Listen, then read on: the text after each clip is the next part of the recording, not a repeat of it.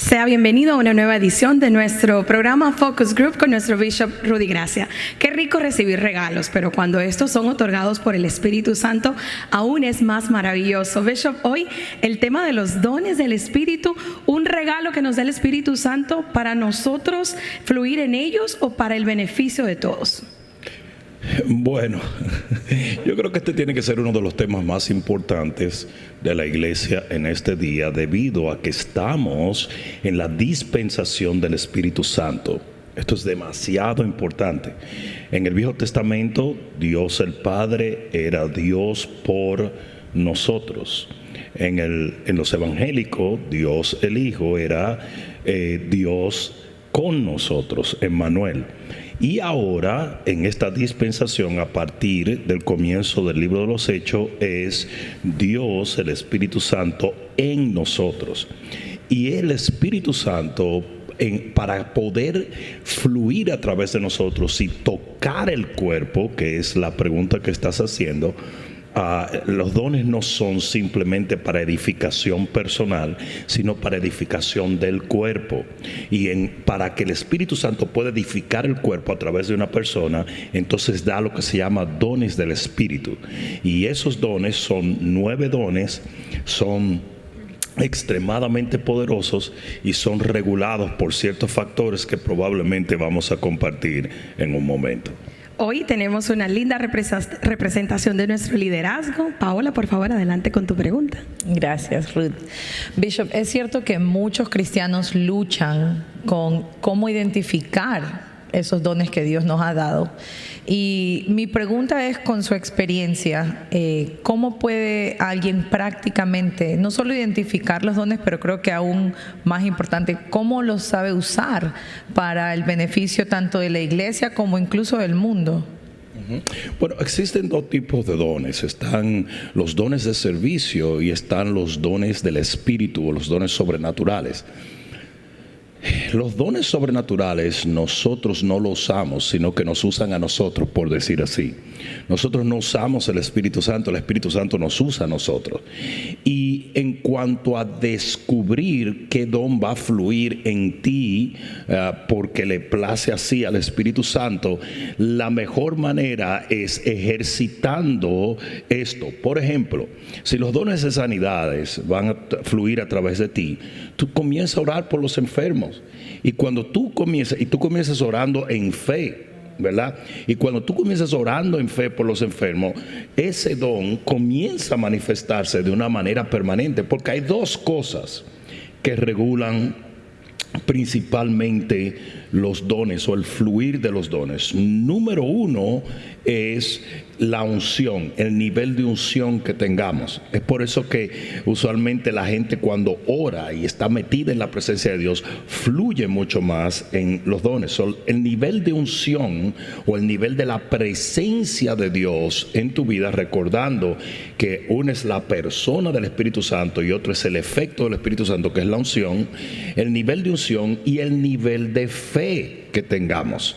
Eso va a determinar no solamente la frecuencia, sino el poder de la manifestación de un don. Cómo nosotros descubrimos, por decir así, el don que el Espíritu Santo hará fluir mucho más, y eso es practicando dentro del marco de la Gran Comisión. Es por eso, debo hacer esta nota, ¿verdad?, que los ministerios que están basados en redes celulares son los ministerios que tienen más manifestación de los dones del Espíritu. ¿Por qué?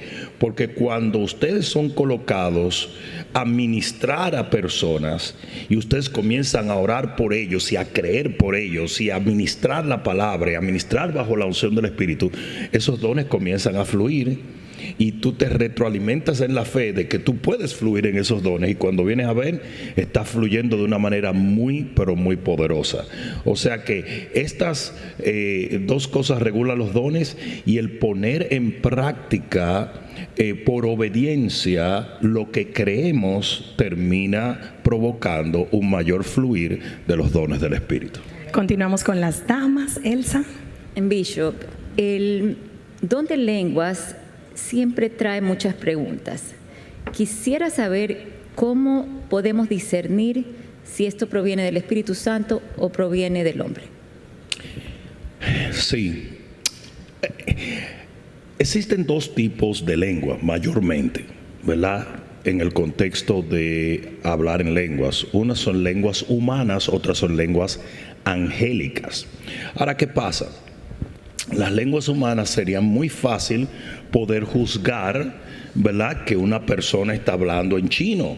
Y la razón por la cual cito esto es porque muchos años atrás la pastora Mireya Camilo y nosotros fuimos a orar por una joven que había ido a un intercambio cultural a la República Dominicana y era de China, y de repente la pastora Mireya por 45 minutos comienza a orar por ella en perfecto mandarín.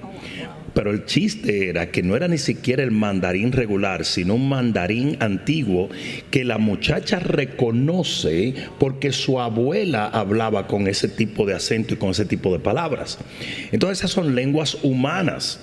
Y sería muy fácil decir eso es de Dios, porque es obviamente, si tú ves una persona que no habla francés, hablando en francés, y de inmediato tú dices, wow, ¿qué fue lo que llamó la atención en el derramamiento del Espíritu en el capítulo 2 del libro de los Hechos? Porque partos, elamitas, medos venían a decir, los oímos a ellos que son judíos o son hebreos hablando en nuestra lengua nativa, y sabemos que ellos no pueden saber tantas lenguas nativas. Las lenguas angélicas son un poquito más complicadas porque nosotros no podemos entender lenguas angélicas menos que no sea por el don de interpretación de lenguas. Entonces, yo creo que la manera de juzgar a una persona que está hablando en lengua va más allá de simplemente juzgar en qué lenguaje está hablando o si es lengua angélica o humana, sino más bien cuál es el propósito por el cual se está hablando en lengua. ¿Por qué? Porque si una persona en público comienza a hablar en lengua y no está profetizando, entonces no necesita seguir hablando en lengua. Que esto es lo que pasa muchas veces en las iglesias. Se levanta un hermano y comienza y no hay interpretación y no es una profecía. Pues cállese y siéntese. Que fue de las instrucciones que da Pablo, el apóstol Pablo, con respecto a la iglesia de Corintios, que se enamoraron del don de lenguas y había un desorden impresionante. Entonces, ¿a dónde vamos? En público tiene que haber una autoridad que tenga el discernimiento para decir, esto edifica, esto es de Dios y esto es para esto. Y en privado yo creo que tendría que minimizarse el juzgar si algo es de Dios o no. Les voy a decir por qué. Porque dentro, así como todos los dones, dentro del don de lengua se demanda fe. Usted tiene que orar creyendo que ese balbuceo, que bien pudiera ser traducido por otro o percibido por otro como una tontería, ¿verdad? Porque así dice la Biblia, en lenguas de tartamudos hablaré. Y si tú oyes un tartamudo, tú lo que oyes es una persona torpe. Pues usted no puede comenzar a juzgar eso que está saliendo de su boca, porque precisamente de ahí viene el problema de mucha gente que recibe el Espíritu Santo y no habla en lenguas. Y tú dices, ¿pero qué pasó? Simplemente comenzaron a juzgar, ¿será esto de Dios o será una tontería? ¿Vendrá de mi mente o vendrá de mi espíritu? Usted lo tiene que hacer por fe, creyendo que ese balbuceo es un lenguaje espiritual. ¿Estamos claros? Entonces, para resumir, el juicio tiene que venir más bien cuando se está hablando en lengua en público, porque el apóstol Pablo por el Espíritu dijo, si no se está profetizando, que se siente y que se calle.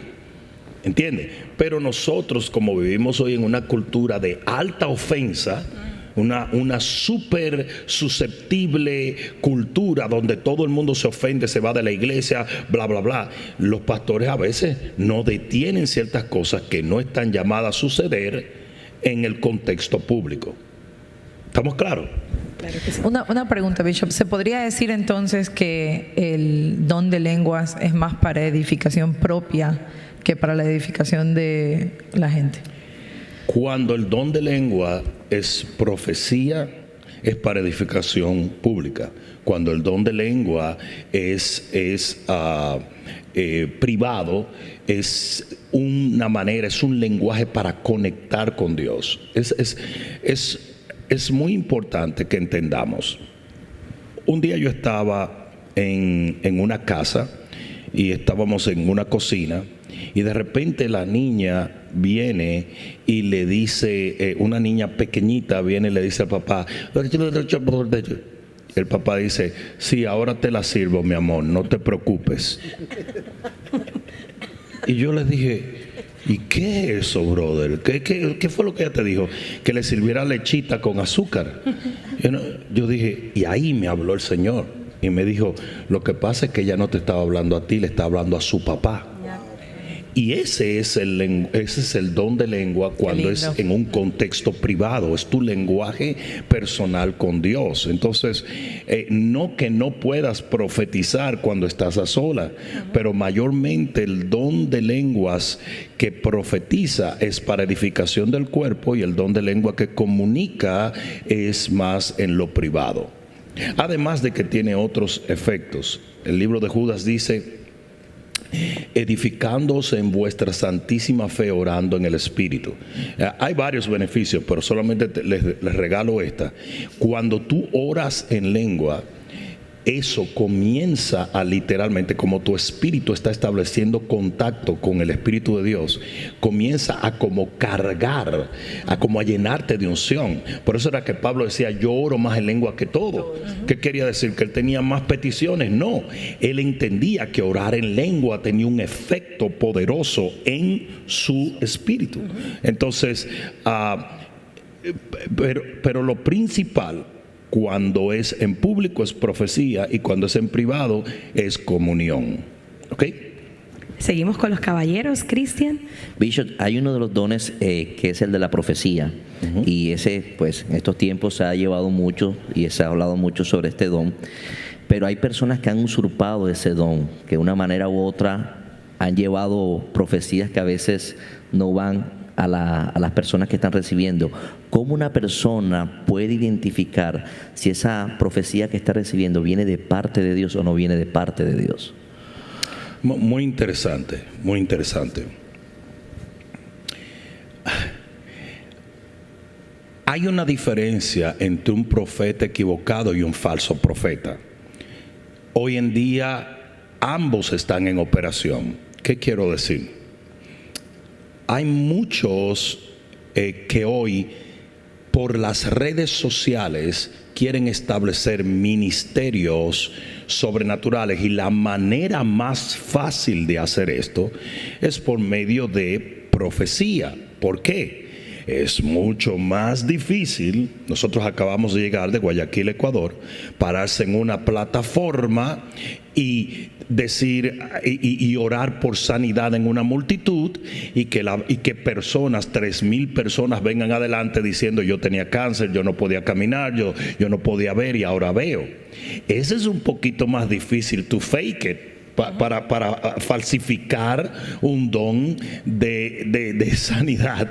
Es muy difícil, pero sí, pero es muy fácil yo venir y decirte a ti que dentro de tantos días te va a llegar un carro, y nadie va a corroborar eso, pero es espectacular y la gente dice wow. Entonces hay muchos falsos profetas, pero hay muchos profetas equivocados también.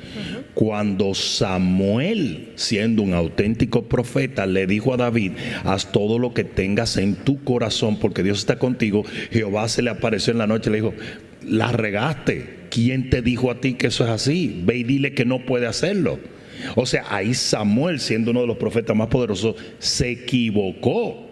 Entonces, muy importante que entendamos que necesitamos el discernimiento espiritual para poder determinar si una persona es un falso profeta, o si es un profeta equivocado, o si es un profeta genuino de Jehová. Ahora, importante, los profetas genuinos son profetas que ha sido corroborado lo que ellos han profetizado como una realidad. Por ejemplo, tú puedes decir lo que a ti te recontradiga la gana sobre el hombre de Dios llamado Kenneth Copeland. Pero yo recuerdo cuando yo estaba en la escuela bíblica en el año... Ayer, sí. Ayer, Bishop. Parece que fue ayer. Yo recuerdo cuando yo estaba en la escuela bíblica, yo recibo una carta de Kenneth Copeland. En ese tiempo ellos enviaban cartas con una revista, creo que se llamaba La Autoridad del Creyente, la revista de él, y dentro de eso había una carta y él decía: el Señor ha dicho que el muro de Berlín va a caer. Eso no lo sabía ni la CIA, yo creo. Eso nadie lo podía saber. Y dijo: y cuando caiga el muro de Berlín va a suceder esto y esto y esto. Exactamente, creo que fueron 9 meses a un año, el muro de Berlín cae sorpresivamente. Esto no lo podía saber este hombre. Es imposible que este hombre lo supiera. Esto no fue planificado. El muro de Berlín cae y todo lo que él dijo, tú lo podías creer, porque detrás de esa profecía a corto cumplimiento lo que venía era impresionante. Voy a poner otro ejemplo. Hubo un hombre que hace días, en enero de este año, dijo que al presidente de los Estados Unidos, al candidato a la presidencia, le iban a volar una oreja con un disparo. Mire, compadre, usted puede hablar de un atentado porque eso es algo lógico, pero que le vuelen una oreja. Y fue exactamente eso lo que pasó. Y luego dice: después que eso pase, va a pasar esto, va a ganar la presidencia, y ganó la presidencia, y va a pasar esto y esto y esto. Entonces, ¿dónde está el problema que estamos teniendo hoy? Que muchos de estos tipos que salen en las redes sociales son incorroborables. Son incorroborables. Todo puede ser hecho, todo es un show. ¿Por qué? Porque si tú me hablas a mí y me dices: el edificio de Sears de Chicago va a tener un atentado de bomba en 91 días, eso es corroborable. Pero si yo te digo a ti que a ti tú vas a comprar una casa, ¿qué rayos vamos a corroborar eso? Todo el mundo va a comprar una casa algún día. Entonces, estos tipos están montando un circo. Es un circo para hacerse populares en las redes sociales. Y el discernimiento va a ser elemental en este tiempo para usted poder separar el trigo de la paja y saber quiénes están lucrando de un supuesto don de profecía y quiénes son profetas reales. Y dejemos de tercero a aquellos profetas que de vez en cuando se equivocan, pero no quiere decir que son falsos profetas. ¿Estamos claros? Entonces, yo no sabría cómo ponerlo. Te podría decir varios filtros. Número 1, tiene que ser la corroboración. Número 2, tiene que alinearse a la palabra de Dios. Número 3, tiene que ser quienes conozcan al individuo en sí. Porque esa es otra cosa. Nadie conoce a esta gente. Ahora vino un profeta en estos días a montar una iglesia aquí en Miami, pero lo que hizo fue invitar a toda la gente de todas las iglesias y abre su primer servicio con 1000 personas. Ahora, explícame si la Biblia no dice claramente que en este reino solamente es recompensado el que corre legítimamente. Este hombre está corriendo ilegítimamente. Entonces, si no hay frutos, no sé si me están entendiendo. Si no hay frutos, usted también puede decir: esa persona no es un profeta de Dios. Entonces, ahí te di más o menos 3 filtros, pero una de las cosas es: hay que tener muchísimo cuidado. No podemos guiar nuestra vida por profetas, tenemos que guiar nuestra vida por la palabra de Dios. Bishop, y creo que entre eso también a veces nosotros como nuevo creyente, cuando estamos nuevos creyentes, somos muy emocionales y nos dejamos llevar por esa emoción, por eso que nos dijeron que de pronto nos causó un sentimiento, pero al final creo que la convicción en lo que estamos creyendo, tenemos que asegurarnos de verificar todo aquello que nos ha sido ministrado. Es exactamente por eso que los profetas de hoy, los servicios de profetas, se parecen al Circo de Soleil. Es un show completo. Escribe en un papel, mételo en un sobre. ¿Tú te imaginas al profeta Jeremías haciendo eso? ¿Tú te imaginas a los apóstoles haciendo eso? Ese show mediático es un show. ¿Qué te dice el Señor? Ahora se ponen dos en una plataforma y dicen, ¿qué te dice el Señor? Tal cosa. A mí me dice esto. Es un puro show. Es un show de comedia, literalmente. Usted no necesita, por ejemplo, perdonando, no quiero sonar crítico, pero por ejemplo, a mí me disgusta en extremo cuando, por ejemplo, sube una persona a la plataforma de un hombre que Dios usó para hacer un milagro y tápate un oído, tápate un ojo, carga la silla de ruedas. Todo eso es show. Todo eso es un show. Usted no necesita eso. Usted necesita que la persona diga, me pasó esto, y que la gloria se le dé a Dios. No hay que hacer show. Entonces, muchas de estas cosas, por tocar y manipular a las personas con la emoción, se convierte en un show mediático, y porque esa es la herramienta número uno que ellos tienen, y es la manipulación de emociones para buscar una respuesta. ¿Estamos claros? Amén. Qué rico aprender con sabiduría. César. Tremendo. Bishop, ¿qué tan importante es que la iglesia, que un pastor entienda que el que trae convicción de pecado es el Espíritu Santo? Te lo comento porque yo me recuerdo llegar a esta iglesia con 23 años de edad, batallando con una drogadicción a la marihuana, y yo me recuerdo que tú no predicabas en contra de la marihuana, pero el Espíritu Santo, un día yo sentado ahí, me cayó, yo comencé a llorar y mi vida cambió. ¿Qué tan importante es que la iglesia entienda que la convicción de pecado la trae el Espíritu Santo? Tú estás introduciendo algo muy interesante, y es precisamente uno de los problemas que tenemos hoy en día. Uno de los problemas que tenemos hoy en día es que estamos literalmente empujando hacia afuera el Espíritu Santo del contexto de la iglesia. Es muy importante que entendamos esto. ¿Por qué? Por lo que dijo Pablo en el libro de Gálatas. Pablo le pregunta a los de Gálatas, le dice, el Espíritu que hace milagros en medio de ustedes, ¿lo hace por las obras de la ley o lo hace por el oír con fe? Los está retando y le está diciendo, ¿ustedes creen que Dios va a seguir haciendo milagros si ustedes siguen pensando que este evangelio está basado en obras y no en fe? Y la fe hoy está siendo muy menoscabada y sustituida por un evangelio basado en obras. Si nosotros sacamos al Espíritu Santo, sacamos los dones del Espíritu, sacamos lo sobrenatural de Dios en la iglesia, nosotros vamos a tener lugares para dar buenas lecciones teológicas, pero sin ningún efecto. ¿Por qué? Porque la letra mata y el Espíritu vivifica. Así es. Los fariseos se sabían la Biblia de atrás para adelante y de adelante para atrás, pero no tenían la vida que la palabra de Dios brinda, porque eso solamente lo hace el Espíritu. Él es el que convence de justicia, juicio y pecado. Una de las preguntas más usuales que nos hacen es si el Espíritu Santo estará en la gran tribulación. Si el Espíritu Santo no estuviese en la gran tribulación, nadie pudiera ser salvo. Y dice la Biblia en el libro de Romanos que todo Israel en el tiempo de la tribulación será salvo, y que va a haber milagros obrados por los dos olivos y por los dos testigos, los dos olivos y los 144,000 sellados. Entonces no pudiera haber ni convicción para salvación, ni tampoco pudiera haber milagros. Entonces, por eso estamos tratando el tema de los dones del Espíritu, porque si usted saca los dones del Espíritu, vamos a poner esto en contexto. Toma los evangelios, a Jesús, y quítale los milagros. Deja solamente la enseñanza de Jesús.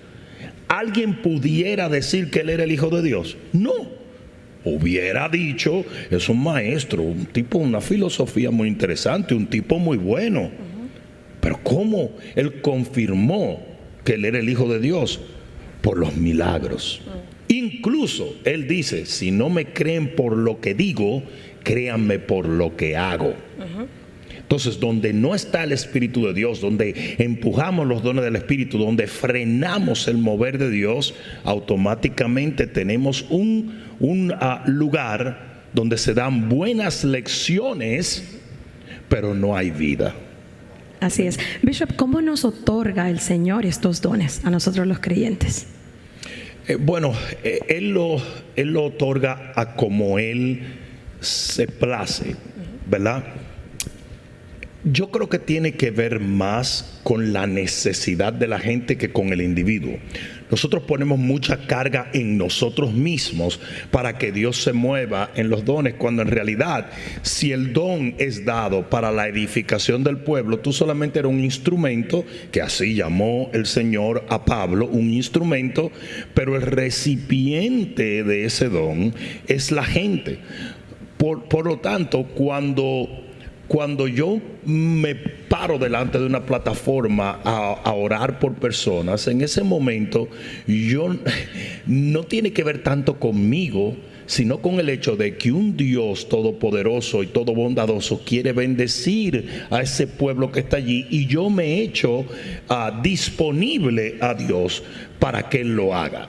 Entonces, mucho del fluir de los dones del Espíritu tiene que ver con la necesidad de la gente. Es por eso que los dones del Espíritu no fluyen si usted está sentado viendo televisión. Claro. Es por eso que los dones del Espíritu, para que fluyan. Por eso que Jesús mismo decía: tengo que ir allá, tengo que hacer esto, pero Señor, descansa. No, vamos para allá. ¿Por qué? Porque donde hay necesidad, allí el amor de Dios a través de los dones fluye. Amén. Gracias por estar con nosotros en nuestra sintonía. Recuerde que temas como este lo puede conseguir a través de nuestras redes sociales, y les invitamos a que puedan seguir compartiendo el contenido para que sea de bendición a muchas personas. Esto fue Focus Group con nuestro Bishop Rudy Gracia.